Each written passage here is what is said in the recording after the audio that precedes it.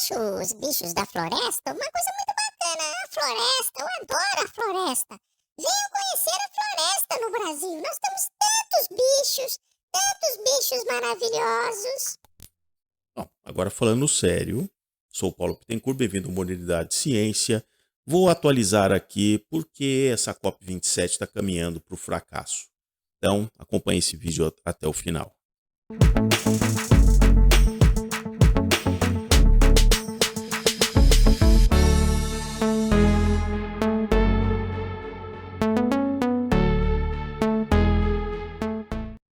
Pois bem, está se realizando a COP27 lá no Egito, e vocês verão sempre várias autoridades, né, aquelas coisas, presidentes, aquele pessoal, ativistas, sempre ali, né, se cumprimentando, falando, pesquisadores e tal. O Brasil, inclusive, é uma coisa sui generis, né? Na COP26 já havia dois pavilhões distintos para o Brasil.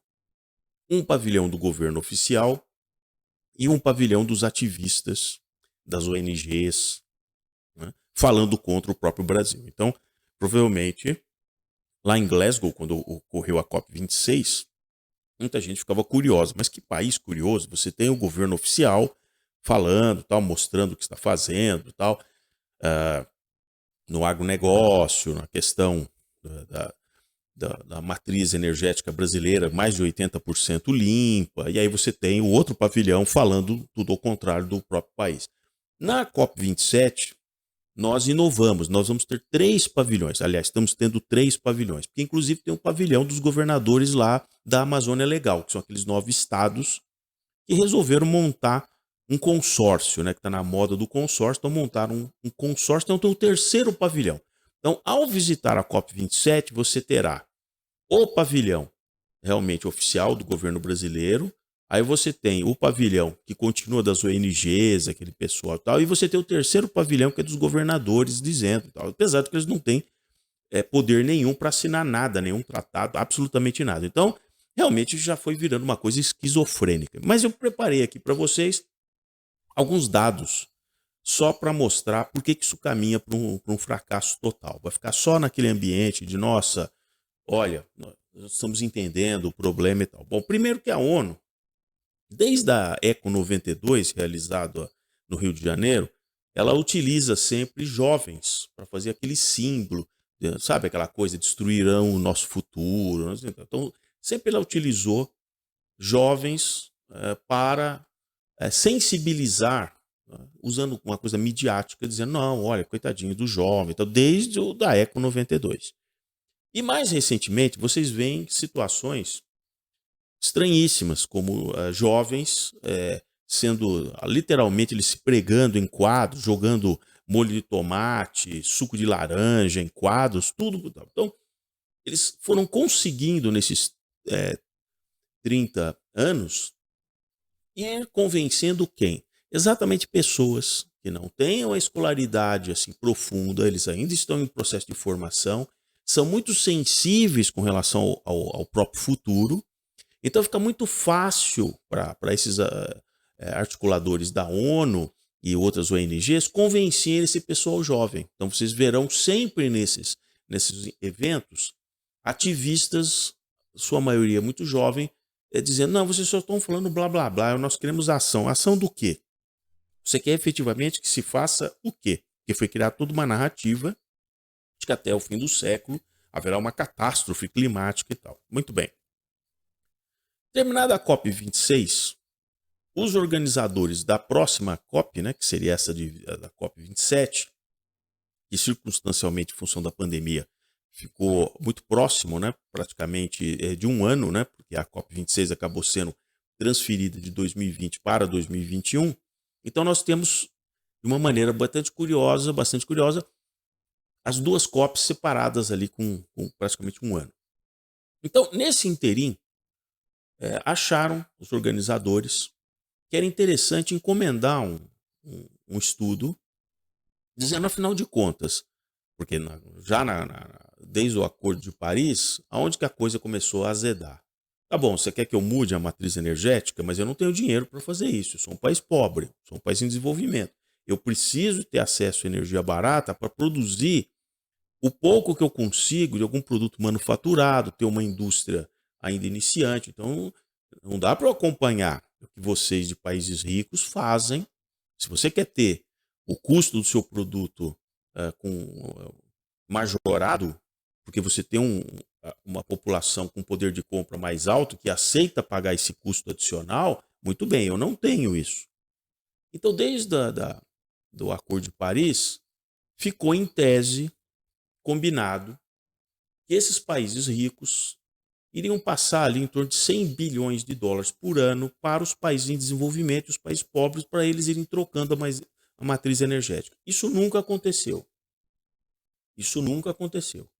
Então, foi sendo cobrado isso ao longo dos últimos anos, até que na COP26, vários países, inclusive o Brasil, se juntaram e disseram assim, olha, afinal de contas, cadê os 100 bilhões por ano? E os países ricos disseram, não, vocês têm razão, a gente realmente vamos bolar um plano para... E aí chegamos na COP27.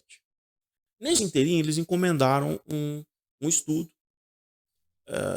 de uma entidade lá inglesa e tal, com vários participantes, vários pesquisadores, enfim, para poder medir, afinal de contas, seja os países desenvolvidos, que também estão migrando para uma descarbonização, mas principalmente os países não desenvolvidos ou em desenvolvimento, quanto custaria isso, esse financiamento por ano, por um prazo assim, de pelo menos até 2030, uma coisa assim. E aí surgiu o estudo, que foi publicado logo na abertura da COP27. Aí, pasmem. Lendo o relatório, que depois eu vou deixar aqui o link para vocês acessarem o relatório, são 97 páginas, e logo na abertura, os pesquisadores, os cientistas ali que estão fazendo todo aquele levantamento de dados, dizem, olha, nós produzimos esse relatório, mas nós deixamos de fora a China. Mas como assim deixar de fora a China? Se ela praticamente é metade do que vocês estão tentando eliminar de combustíveis fósseis, né, de consumo de combustíveis. Não, deixamos de fora a China. Então, assim, quando eu já li isso, eu já achei uma coisa assim, falei, não, mas isso é uma brincadeira, né? Isso é uma brincadeira. Você faz todo um trabalho, 97 páginas, mas vai dizer, não, eu deixei a China de fora. Bom, mesmo porque a China não vai entrar nessa. A China já avisou que está aumentando até 2025 em mais 20 e tantos por cento a produção de carvão, porque ela precisa de energia. E aí esse relatório diz, não, mas eu deixei a China de fora. Bom, eles vão fazendo uma série de análises, isso, aquilo, tal. Qual a conclusão que eles chegam? A quantidade de dinheiro por ano que os países desenvolvidos e o dinheiro que eles poderiam doar para países desenvolvidos para fazer essa migração. Né?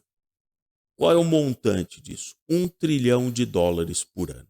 Quando eu li isso, eu falei, não, realmente agora vocês enterraram de vez a COP27. Porque eu acredito que os organizadores da COP27, eles não tinham ideia da onde eles estavam se metendo. E ao pedir isso para a instituição ali inglesa, eles foram fazendo todos os cálculos ali e tal, e chegou uma quantia 10 vezes maior do que lá atrás, em 2015, se imaginava que bastava fornecer para os países em desenvolvimento para eles se descarbonizarem. Então agora eles têm um grande problema, porque eles encomendaram esse relatório, o relatório foi encomendado para eles tiveram que divulgar esse relatório e a conta é de $1 trilhão por ano, que é totalmente inviável. É muito dinheiro.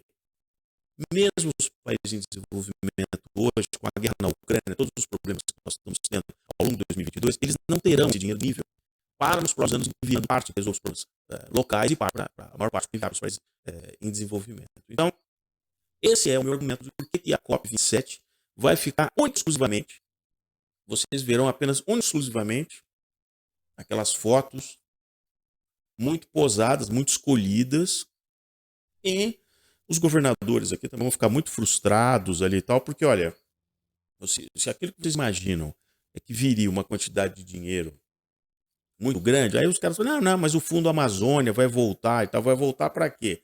Para ter gente com binóculo olhando onde tem uma queimada, um caminhonete para poder circular no lugar e ver. eu quero saber se o Fundo Amazônia vai cuidar do problema fundiário. Fundiário. Esse é que é o grande problema, porque se desmata, porque que tem uma invasão de terras ali onde não poderia e tal. O problema é fundiário. Mais de 2 milhões de pessoas não têm sequer um registro de terra. Eles são verdadeiros nômades naquela região da Amazônia Legal. Aí eu acho que isso realmente é que vai pesar, né? Não vai ser aquela situação de não, vamos criar uma comunidade para plantar açaí, comunidade. Você pode até fazer isso, mas não é isso que vai resolver o problema do desmatamento na Amazônia Legal. Então, vou deixar aqui um material para vocês e observem o seguinte. Quando se fala, isso é uma técnica que a imprensa já usa há um bom tempo e eu já venho colecionando essas fotos há um bom tempo.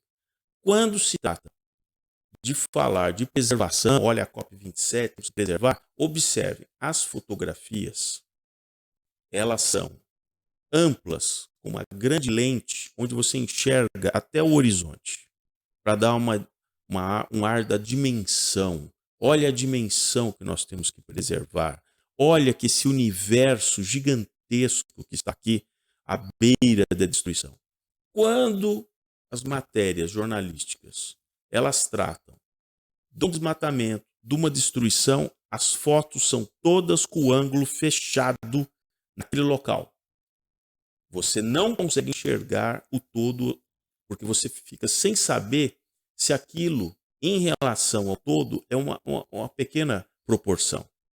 Existem fotos, inclusive, que chega assim, ao cúmulo do ridículo, onde a propriedade, você percebe que há uma definição muito clara do que é a propriedade, porque são linhas retas, onde para aquela questão do desmatamento ali, onde você, na Amazônia Legal, pode desmatar até 20%, está dentro da legislação brasileira para a Amazônia Legal. Desmatar até 80% de uma terra que está devidamente registrada. Então é muito curioso que uma terra que for simplesmente invadida, os perímetros ficassem tão definidos com linhas retas. E simplesmente esse cara ilegal, que não tem nem sequer registro daquela terra, ele desmatasse em linha reta, preservando algumas coisas e desmatando outras. Então observem, de novo, quando se trata de falar da preservação, as fotos serão com ângulo aberto. Você vai ver rios, florestas amplas, até o horizonte.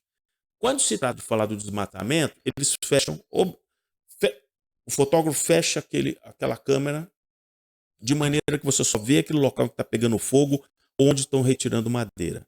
Isso é uma estratégia para você não conseguir ver o todo. Porque de repente você vai começar a questionar, falar, mas espera aí, o cara está desmatando, está fazendo isso aqui, porque de repente está dentro de uma propriedade legal. Né? Ou será que ele foi lá no interior da floresta, ele conseguiu descobrir genuinamente o local está tendo todo aquele desmatamento ilegal. E aí ele fechou o ângulo da foto exatamente para pegar aquele lugar. Com certeza não é o que acontece.